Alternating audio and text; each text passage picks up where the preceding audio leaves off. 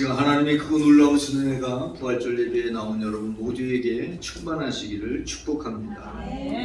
우리가 읽은 말씀을 중심으로 부활 신앙에 이르려면 이런 제목으로 함께 말씀 가운데 은혜를 나누고자 합니다. 만약에 제자들이 예수님의 부활에 대한 확신이 있었다면, 예수님이 부활하실 것이라고 믿었다면 그저 두려움에 사로잡혀 숨어 있지 않았을 것입니다. 그런데 예수님은 이미 부활하셨음에도 불구하고 또 예수님이 부활하셨다는 소식을 들었음에도 불구하고 제자들은 두려움에 사로잡혀서 문을 닫고 있는 모습을 봅니다. 오늘 우리가 읽은 말씀은 18절까지 봤는데 19절을 보면 이날 곧 안식 후 첫날 저녁, 부활절 저녁을 얘기하는 것이죠. 이때에 제자들이 유대인들을 두려워했다. 그래서 모인 곳에 문을 닫았다. 닫아 걸었다, 잠갔다, 그런 의미인 것을 볼 수 있습니다. 주님은 분명히 부활하셨어요. 근데 그 부활하신 주님에 대한 소식도 들었어요. 들었음에도 불구하고 이 제자들의 마음에는 정말 예수님이 부활하셨는지 부활 신앙을 가지고 있지 않았다는 것을 바로 보여줍니다. 예수님은 이미 제자들에게 부활에 대해서 말씀하셨어요. 십자가에 달리시기 전에 이미 부활을 말씀하셨거든요. 그 요한복음 11장 25절 말씀해 보니까 예수님께서 말씀하시죠. 뭐라고 말씀하세요? 나는 부활이고 생명이다. 부활이다. 나는 부활이다. 이 말은 예수님께서 십자가에 달려 돌아가실 것의 말씀과 함께 바로 예수님께서 부활하실 것에 대한 말씀을 하고 있는 것이고, 이 말씀을 만약에 제자들이 명심하여 들었다고 하면 제자들은 예수님이 부활하심에 대해서 전혀 의심하지 않았을 거예요. 그런데 바로 주님께서, 부활의 주님이 그 제자들을 찾아갔는데 그 자리에 도마가 없었거든요. 우리가 부활의 주님을 만났어 라고 얘기하자 이 도마는 내가 주님을 보고, 그리고 주님의 그 못 박힌 손과 찢긴 그 손과 그 또 가슴에 그 창을 찢긴 그 자리, 그것을 만져보고 넣어보지 않고는 믿지 않겠다, 이렇게 얘기를 합니다. 참 이상하죠? 여러분, 예수님이 부활하신 거, 부활의 주님을 믿으십니까? 근데 왜 제자들은 안 믿어요? 왜 제자들은 이렇게 부활에 대한 믿음이 없었을까 하는 것을 우리가 오늘 말씀 속에서 보게 되는데, 제자들은 주님의 말씀을 까맣게 읽고 있어요. 어떻게 그럴 수가 있을까? 어쩌면 그럴 수 있을까? 이해하기 어려울 정도로 제자들은 부활에 대해서 무지했다는 것을 보여줍니다. 심지어 예수님의 무덤이 비어있다는 것을 확인하고도 예수님이 부활하셨다고 하는 생각을 하지 못하고 있다는 거예요. 그러니까 여러분, 그 도마에게 예수님 말씀하시죠? 너는 나를 본고로 믿느냐? 보지 못하고 믿는 자는 복되도다 라고 말씀하죠. 여러분은 그런 면에서 참 복된 분들인 것을 기억하시기 바랍니다. 자, 부활신앙을 가지려면 어떻게 해야 되느냐 하는 거예요. 어떻게 해야 부활신앙을 가질 수 있느냐. 오늘 우리가 읽은 말씀을 중심으로 함께 이 문제에 집중하여 어떻게 하면 부활신앙을 가질 수 있을까 하는 이 문제에 집중해서 은혜를 나누고자 하는데, 우리가 사도신경으로 신앙을 고백하죠. 우리의 믿음을 고백하는 게 바로 사도신경이에요. 사도신경 중에 부활에 대해서 이렇게 표현하고 있죠. 장사한 지 사흘 만에 죽은 자 가운데서 다시 살아나시며. 여러분, 이게 그냥 외워서 하는 거예요? 아니면 여러분의 마음의 믿음으로 말미암아 믿음의 고백이에요? 믿음의 고백이어야 됩니다. 그죠? 자, 장사한 지 사흘 만에 죽은 자 가운데 다시 살아나셨다. 그런데 이 다시 살아나신 주님을 만난 사람들이 엄청나게 많아요. 굉장히 많은 사람들이 이 부활하신 주님을 만났어요. 고린도전서 15장 4절로 6절 말씀해 보니까 장사 지낸 바 되었다가 성경대로, 성경에 예언한 그대로, 말씀하신 그대로 며칠 만에, 사흘 만에 다시 살아나셨어요. 그리고 누구에게 보이셨죠? 게바에게 보였어요. 게바가 누구예요? 베드로를 얘기하는 거예요. 베드로. 페트로스라고 하는 말은 반석이라는 뜻인데 바로 헬라어로 베드로라고 하는 것이고, 아람어, 바로 이스라엘 사람들이 쓰는 말로는 게바예요. 게바. 좀 우리가 익숙하지 않죠? 베드로는 익숙한데 게바라고 그러니까 좀 말이 좀 베드로보다 좀 어감이 그렇잖아요. 근데 같은 말이에요. 반석이라는 뜻이에요. 게바도. 뿐만 아니라 베드로에게 보였을 뿐만 아니라 누구에게 보여요? 12 제자에게도 보여졌어요. 뿐만 아니라 6절 말씀해 보니까 500여 형제, 500명의 형제들이 일시에 예수님이 부활하신 예수님을 보았다는 거예요. 그러니까 예수님의 부활은 확실하다는 것을 바로 보여주는 거죠. 그럼에도 불구하고 처음 부활절, 첫 부활절에 제자들은 두려움에 떨고 있습니다. 왜 그랬을까? 왜 도대체 부활의 주님을 만났음에도 불구하고 부활의 주님에 대한 이야기를 들었음에도 불구하고 왜 두려워하고 있는지 오늘 말씀 속에서 함께 생각하며 은혜를 나누고 여러분이 부활의 신앙을 가지고 살아갈 수 있기를 축복합니다. 먼저 생각해 볼 것은 빈 무덤을 보는데 이 빈 무덤만 가지고는 부활을 확신하기 어렵다는 사실입니다. 예수님은 분명히 십자가에 달려 돌아가셨죠. 그리고 예수님을 장례 치른 사람들이 있죠. 바로 아리마대 요셉이라고 하는 사람이 파놓은 그 새 무덤에 예수님을 안장합니다. 니고데모도 함께 힘을 모아서 그 일을 합니다. 자, 그 광경을 지켜보고 있었던 여자들이 있었는데 그 여자 중에 한 명이 바로 막달라 출신의 마리아라고 하는 여인입니다. 이 막달라 마리아는 7 귀신이 들렸다가 예수님께로 치료받았다고 이렇게 성경에 말씀하고 있는데 이 막달라 마리아는 주님이 자기를 구원해 주신 그 은혜에 너무나 감사해서 늘 주님의 은혜를 갚기 위해서 주님 앞에 헌신하는 여인이었던 것을 봅니다. 바로 이 막달라 마리아가 예수님이 그 요셉의 새 무덤에 묻히는 것을 보았습니다. 묻혔다고 하는 표현은 사실 정확하지 않아요. 왜냐하면 우리처럼 매장한 것이 아니고 바로 그 굴에다가 그 석회암 지대인데 거기는 석회암 지대인데 굴을 파기가 좋아요. 그래서 굴을 파서 그곳에 그 시신을 안장을 합니다. 매장이 아니라 안장을 하고 그리고 아무나 드나들면 안 되니까 거기에 돌로 문을 만들어서 이렇게 굴릴 수 있도록 이렇게 딱 막아놓죠. 바로 그 광경을 이 마리아가 다 지켜보았습니다. 그리고 나서 너무나 급하게 장례를 치르다 보니까 뭔가 미흡한 것 같아요. 부족함이 있었던 것 같아요. 그래서 이 막달라 마리아는 안식 후 첫날 새벽에 안식일이 끝나고 나서 바로 그 새벽에 정말 그 무덤을 향해서 갑니다. 그때 가서 보니까 2절 말씀 한번 볼까요?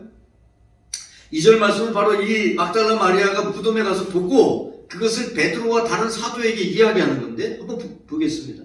시몬 베드로와 다른 제자에게 달려가 사람들이 주님을 무덤에서 가져다가 어디에 두었는지 우리가 알지 못하겠다. 자, 무덤이 어떻게 되어 있다? 비어있다. 비어있다는 걸 발견했어요. 자, 여러분 예수님께서 십자가에 달려 돌아가실 것이고 나는 죽은 그 사흘 만에 부활할 것이다. 나는 부활이고 생명이다. 이 말씀을 이미 다 하셨어요. 그죠? 다 하셨는데 무덤이 비어있으면 뭐예요? 여러분 같으면 어떻게 생각할 거예요? 아, 주님이 부활하셨구나. 그렇게 생각할 수 있죠. 그 말씀을 기억하고 있다면. 그런데 뭐라고 얘기합니까? 사람들이 주님을 무덤에서 가져다가 딴 데다 두었을 거라는 거예요. 부활한 것이 아니고 딴 데다 두었을 것이다. 분명히 무덤은 비어있어요. 빈 무덤을 발견했어요. 그런데도 부활했다고 하는 생각을 하지 못하고 있다는 거예요. 그뿐만 아닙니다. 그 소식을 접한 베드로와 다른 제자들이 무덤을 향해서 달려갑니다. 확인하기 위해서 가죠. 먼저 달려간 사람은 베드로가 아니라 다른 제자입니다. 이 다른 제자가 가죠. 5절 말씀 볼까요?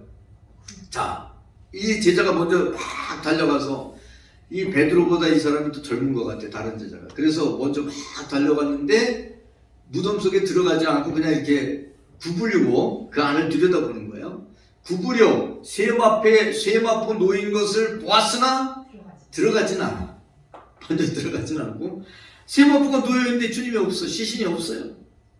자, 그 다음에 베드로가 막 달려갑니다. 달려가서 무덤에 들어가 봅니다. 6절 7절 볼까요? 시몬 베드로가 따라와서 무덤에 들어가 보니 세마포가 놓였고 또 머리를 쌌던 수건은 세마포와 함께 놓이지 않고 딴 곳에 쌌던 대로 놓여 있더라. 뭔 없어요? 예수님의 시신이 있어야 되는데 시신이 없고 예수님을 쌌던, 쉽게 말하면 우리말로 얘기하면 세마포가 뭐냐면 수의야, 수의. 수의만 있고, 이렇게 쌌던 수의만 있고 세마포만 있고 예수님의 시신이 없다, 그 얘기예요.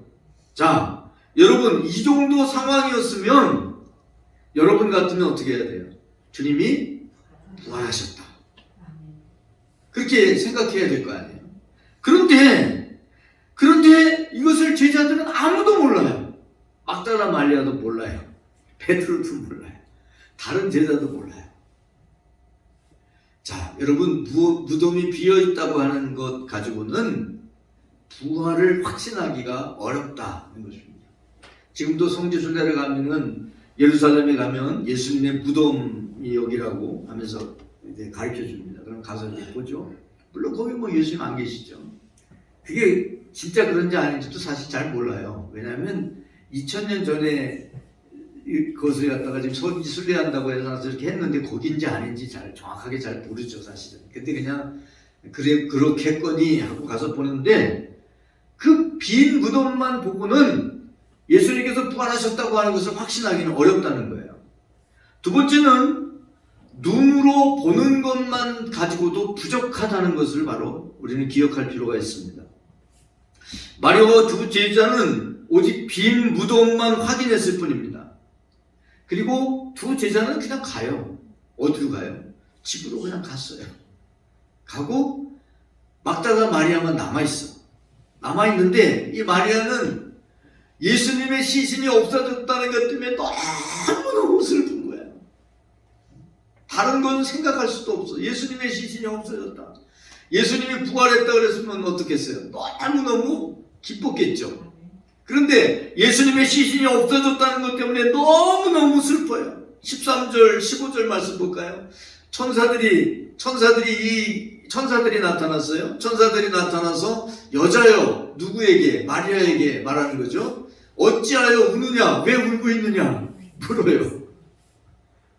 그러니까 그 얘기를 또 하는 거야. 어떤 사람이 누군가가 예수님의 시신을 가져갔습니다 라고 얘기하는. 또 예수님께서 나타나셔서 15절에 보니까 이르시되 여자여 어찌하여 울며 누구를 찾느냐 라고 얘기를 합니다. 계속 울고 있는 거예요. 천사가 물어도 울고 예수님이 물어도 울고 계속 울고 있는 거죠. 자, 그뿐이 아닙니다. 여러분 14절 말씀 한번 볼까요? 14절. 이 말을 하고 뒤로 돌이켜 예수께서 서 계셔. 예수님이 서 계셔. 부활하신 예수님. 그런데 어때요? 예수님이신 줄을 몰라. 아니, 이게 도대체가 어떻게 이럴 수가 있을까? 예수님을 그렇게 따라다닌 사람들이, 그렇게 예수님을 정말 예수님이 너무 좋아갖고 예수님을 따라다닌 사람들이 부활하신 예수님이 딱 서 있는데 그렇게 예수님 앞에 헌신하고 희생하고 주님을 따라다녔던 마리아가 어떻게 딱 서 계신 예수님을 모를까? 알아볼 수가 없었을까? 이해가 잘 안 됩니다. 자, 왜 마리아는 보았음에도 불구하고 예수님을 봤잖아요. 그런데도 왜 예수님을 못 알아봤을까요? 여러분, 왜 그랬을까요? 부활 신앙이 없었기 때문입니다.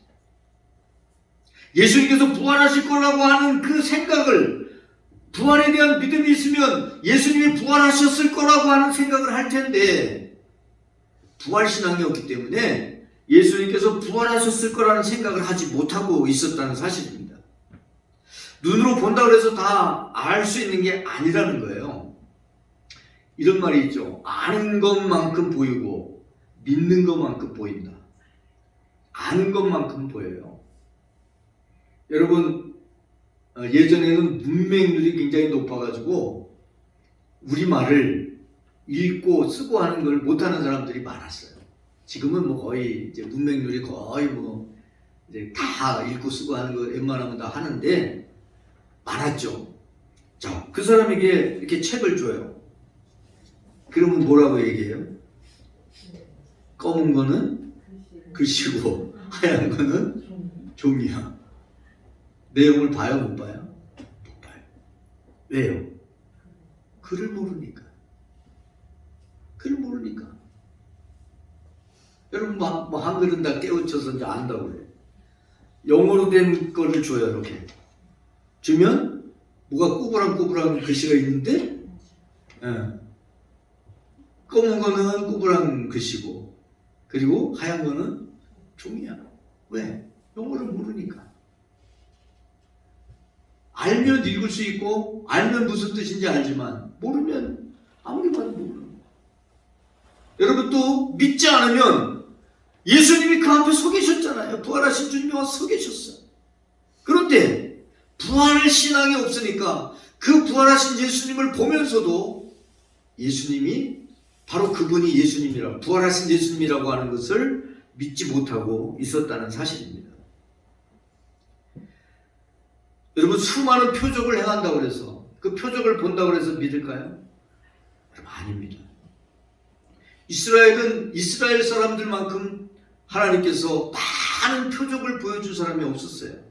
그런데 이 사람들 믿지 않아요. 민수기 14장 22절 볼까요? 내 영광과 애국과 광야에서 행한 내 무엇을 보고서도 이적을 보고서도 얼마나 많은 이적을 보여주셨어요. 그런데도 이같이 10번이나 나를 시험하고, 여기는 언제 10번이냐면 애굽에서 나온 지 1년 한 2개월 지났을 때예요. 이때가 언제냐면 바로 시내산에서 1년 동안 머물러 있다가 2달 만에 시내산 가서 1년 동안 머물러 있다가 출발해서 가데스 바네아라고 하는 곳에 이르렀을 때 이제 가나안 땅에 들어가야 되는데, 들어가는데 40일 이제 정탐을 좀 해보고 들어가자. 그래서 정탐하고 왔을 때 안 들어가려고 그러는 거야. 왜 안 들어가려고 그래요? 거기에 거인 족속이 있는데 그 거인 족속들에 비하면 자기들은 뭐예요? 메뚜기 같다는 거예요. 메뚜기파가 생겼어요.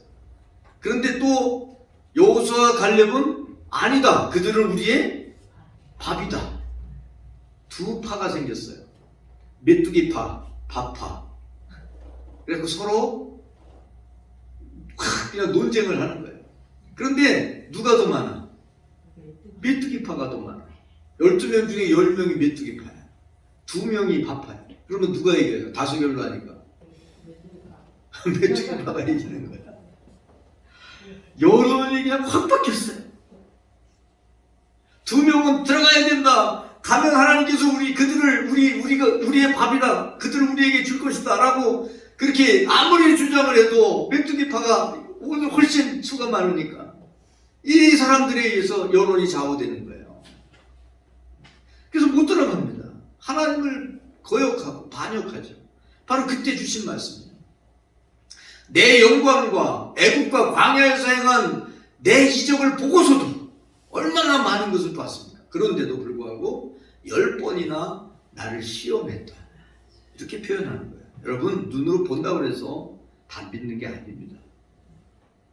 여러분 병 고침 받으면 다 믿고 끝까지 충성하고 그럴 것 같죠? 아닙니다. 그렇지 않아요. 물론 그런 사람도 개 중에 있겠지만 다 그런 거 아니에요. 본다고 해서 믿는 게 아니에요.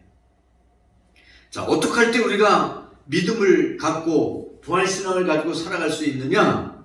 바로 주님의 말씀이 들려줘야 돼요. 선포된 말씀이 나에게 부딪히는 말씀, 그걸 레마의 말씀이라고 하는데 레마의 말씀이 돼야 돼요. 나의 말씀이 돼야 돼요. 제가 여러분에게 말씀을 막 드리는데 이 말씀들이 그냥 이쪽 귀로 들어왔다 이쪽 귀로 흘러버리는 말씀이 되면 아무 의미가 없는 거예요. 그 말씀이 내 귀에 들어와서 내 귀에 있는 것이 아니라 내 마음판에 새겨지고 그 말씀이 나의 말씀이 돼야 돼요. 하나님이 나에게 주신 말씀이에요. 하나님이 나에게 이 말씀을 하셨어. 그래서 그 말씀을 붙잡고 살아갈 때, 그럴 때 뭐가 생겨요? 믿음이 생깁니다. 그럴 때 믿음이 생기는 거예요. 부활의 예수님이 마리아를 부르십니다. 16절 보세요. 예수께서 뭐라고 그래요? 마리아야 라고 부르십니다. 그전에도 얘기하셨어요. 왜 울고 있냐? 근데 왜 울고 있냐 물었더니 자기 얘기만 하는 거야. 예수님인 줄도 모르고.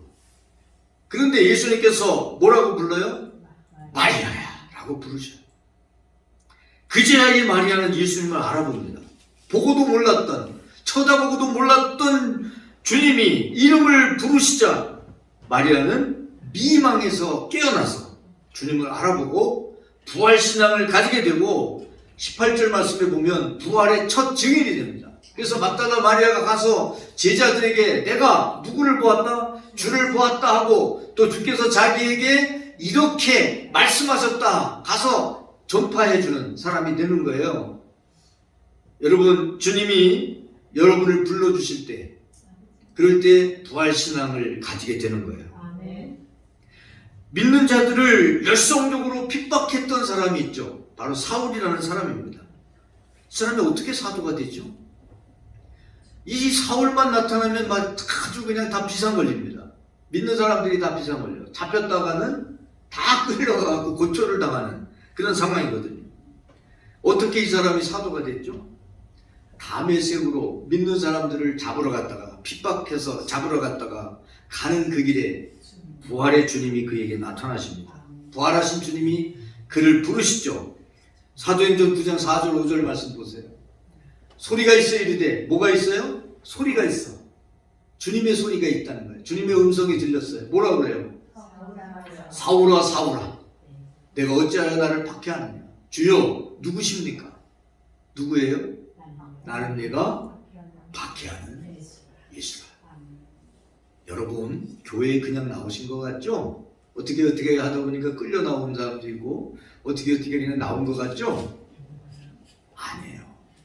주님이 부르신 거야. 아무개야. 아무개야. 마리아야. 사울아. 부르신 거야. 절대 그냥 못 나와요. 교회에 나오기가 얼마나 힘든지 알아요? 그냥 못 나와요. 끌려 나온 것 같아도 아니에요. 절대 아니에요. 하나님이 부르시고 그 부르심을 받고 나온 거예요. 여러분, 하나님이 부르셔야 우리가 나올 수 있어요. 하나님께서 불러주셔야 나올 수 있어요.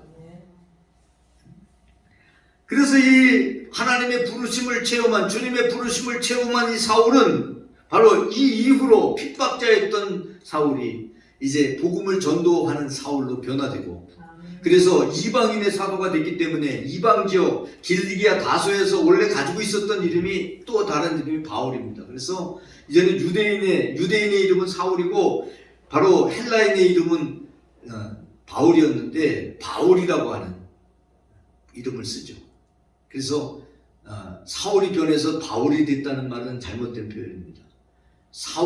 바울이라고도 하는 사울이 이렇게 성경에는 분명히 말씀하고 있어요. 그래서 두 가지 이름을 가지고 있었는데 이방인의 사도가 되었기 때문에 바울이라고 하는 이름을 쓰고 평생을 사도로 살아가는 것을 볼 수가 있어요. 왜 어떻게 그렇게 됐어요? 주님께서 부활의 주님이 불러주실 때 되는 거예요. 오늘 여러분을 부활의 주님이 부르십니다. 부활신앙을 가진 사람들은 믿음의 사람이 승리한다는 것을 믿어요. 고린도전서 15장 57절 말씀에 보니까 우리 주 예수 그리스도로 말미암아 우리에게 무엇을 주시는? 승리를 주시는 하나님께 감사합니다. 뿐만 아니라 어떤 상황에서도 흔들림 없는 견고한 믿음을 가지고 살아갑니다. 고린도전서 15장 58절 말씀에 보면 형제들아 견실하고 흔들리지 말고 항상 주의 일에 힘쓰는 자들이 되라. 그래요. 견실해요. 또 흔들림이 없어요. 항상 주님 중심으로 살아가죠. 주의 일에 힘쓰며. 그래서 우리는 부활신앙으로 무장하며 살아가야 됩니다. 부활신앙을 가진 사람들은 마치 에베소서 6장 13절 말씀에 기록되어 있는 것처럼 하나님의 전신갑주 완전 부장을 한 것 같아서 마귀의 관계에 빠지지 않아요. 그리고 영적 싸움에 승리할 수 있어요. 오늘 부활의 주님은 우리를 부르고 계십니다. 바로 저와 여러분 한 사람 한 사람을 여러분을 부르고 계십니다. 아무개야. 슬픔에 잠겨 눈앞에 계신 주님을 알아보지 못했던 마리아의 이름을 불러주신 것처럼 오늘도 여러분의 이름을 부르고 계세요. 이 주님의 부르는 그 소리가 여러분의 귀에 들려지고 여러분의 마음판에 들려지는 역사가 일어나기를 축복합니다. 기도하겠습니다.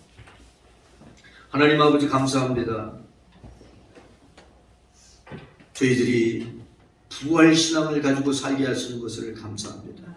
그것은 주님이 마리아를 부르신 것처럼, 주님이 사울을 부르신 것처럼 저희들을 불러주셨기 때문인 줄로 믿습니다.